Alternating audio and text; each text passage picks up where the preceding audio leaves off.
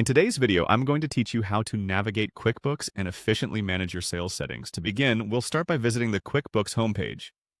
If you're not already logged in, make sure to do so with your credentials. This is your central hub for managing all financial aspects of your business. Once you're on the homepage, direct your attention to the bottom left corner where you'll find the Account and Settings option.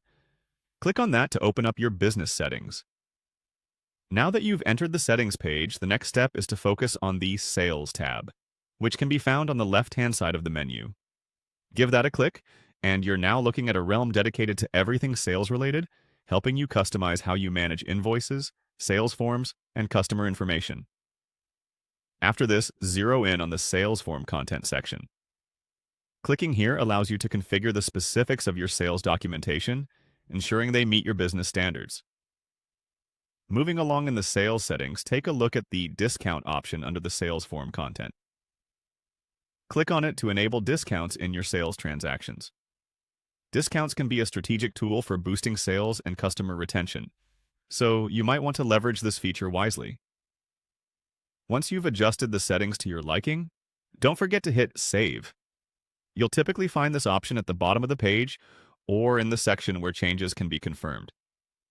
Saving your settings ensures all your hard work stays intact and is there when you come back. With settings configured, return to the home page for the next vital part of the process. Now direct your attention to the New button, typically located in a menu at the top or slightly off to the side of the screen. This will bring up various options for creating different types of financial transactions. From this menu, select Invoice.